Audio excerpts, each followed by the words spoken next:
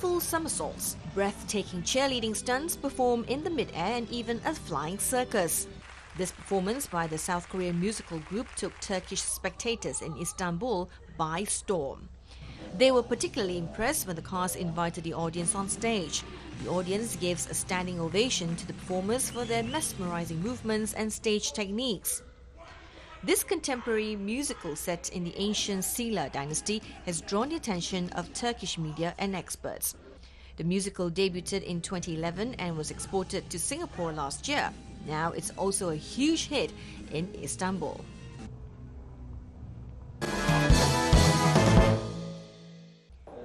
A battlefield where the Battle of Shanghai took place in 1937 has already been changed into a modern urban area in East China's Shanghai. During the War of Resistance against Japanese aggression 1937 to 1945, the Japanese had planned to seize Shanghai in 3 days, but were demoralized by the Battle of Shanghai that lasted 3 months, and it was also known as one of the bloodiest fights of World War II. Currently, a 100,000 square meters park has been built along the Yangtze River, and Shanghai Wusong International Cruise Ship Terminal can also be seen there. The Songhu Anti-Japanese War Memorial Hall was built in the year 2000, and an over 50-meter-high memorial tower was also built inside the memorial hall.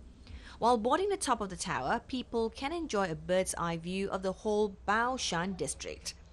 Lots of documents, photographs and historical relics are displayed in the memorial hall with the aim of not only commemorating the battle but also remembering the victims, including soldiers and citizens who were killed during the war. September 3rd marks the 68th anniversary of China's victory against Japanese invasion. A 1-month-old giant panda that was born in a zoo in the city of Guangzhou was shown to the media cameras for the first time Saturday, and zoo staff of Taipei Zoo celebrated the 9th birthday for giant pandas Yuan Yuan and Tuan Tuan in Taiwan.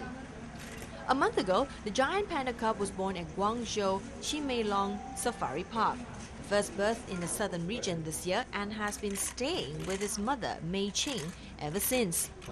On Saturday morning, zookeepers and experts performed the first overall physical exams on the baby panda, measuring its weight, temperature and size, and conducting cardiopulmonary examinations involving blood oxygen levels, heart rate and breathing patterns.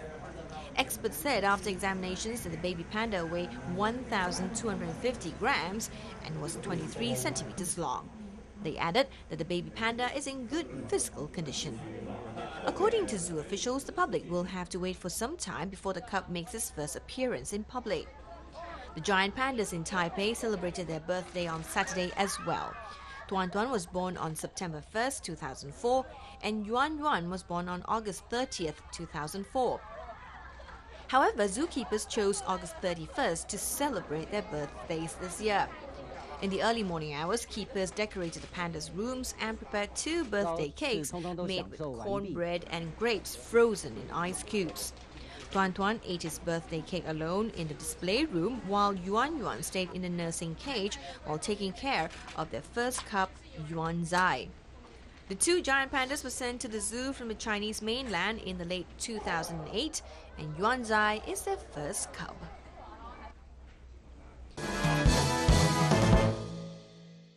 The third passenger vessel built by the Sri Lanka's Colombo Dockyard for India was put into operation at the Colombo Dockyard recently.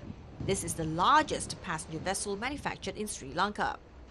The vessel, MV Coros, is a 250-ton vessel with the capacity to carry 400 passengers. The 97 meters long and 9.2 meters high vessel has the capability to sail for 10 days uninterruptedly. The value of the vessel is $28 million. The basic manufacturing work has been completed and it is to be fitted with mechanical, electrical and automatic networks.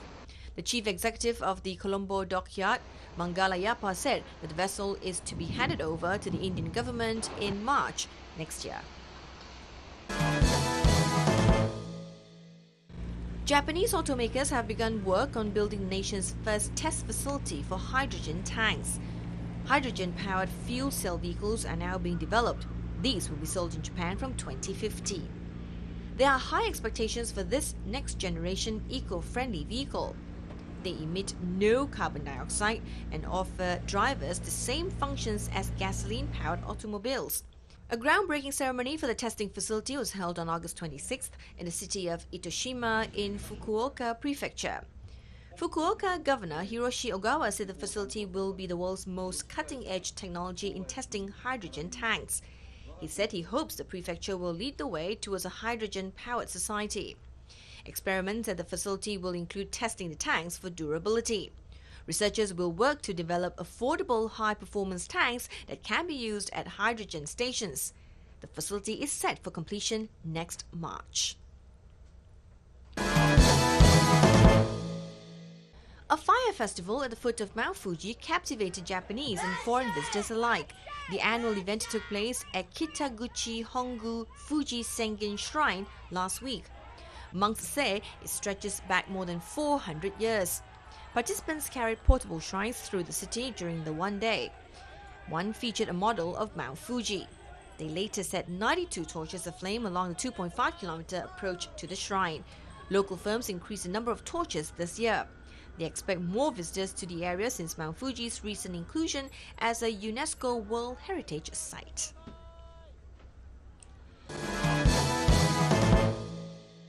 Cleaning public toilets is a social activity in Japan that is considered a good way to cleanse the soul as well as to have fun. In Tokyo, there is no shortage of early morning volunteers prepared to get scrubbing, including a growing army of children.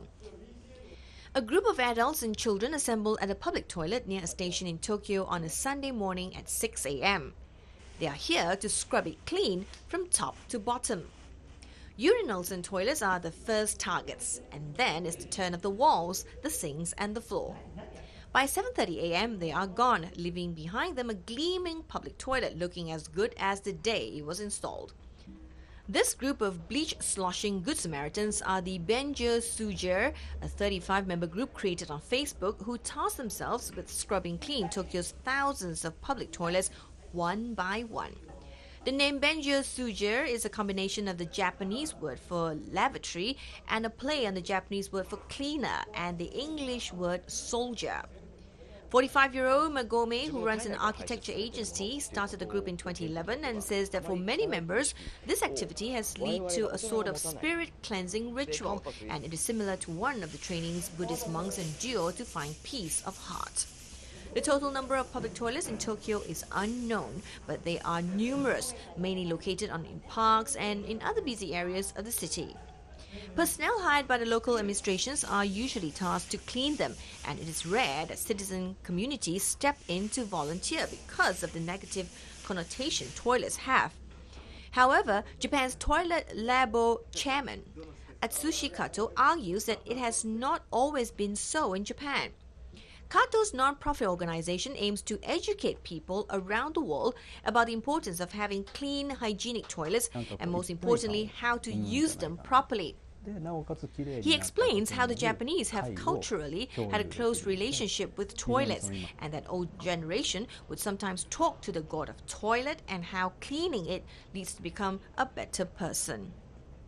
He approved of the Benjo Suja crusade, pressing that it is important that people talk more openly about lavatorial cleanliness. Iran's ancient mausoleum of Ilkhan Oljaitu, traditionally known as the Dome of Sultaniya, has become central magnet of Sultaniya city in Zanjan province. The structure, erected from 1302 to 1312 AD, has the oldest double-shell dome in Iran. It is one of the largest brick domes in the world, just at the theoretical engineering limit for a brick dome, and the third largest dome in the world after the domes of Florence Cathedral and Hagia Sophia. Much of its exterior decoration has been lost, but the interior retains superb mosaics, finish, and murals. People have described the architecture of the building as anticipating the Taj Mahal. The Sultaniya Dome stands in the middle of a rural settlement surrounded by fertile meadows. The building is octagonal in form, rising to a stunning high-profile dome 50 meters high and covered with turquoise blue Finese tiles. The dome, consisting of 2 parallel and separate brick layers, is surrounded by 8 slender minarets as a decorative feature. A wide band of square cuffage around the drum makes a transition between the light blue and the lapis lazuli blue of the main stalactite cornice. The interior walls were originally adorned with light golden tone bricks and dark blue Finese tiles to form large inscriptions in cuffage. The estimated 200 tons dome stands 49 meters or 161 feet tall from its base and is currently undergoing extensive renovation.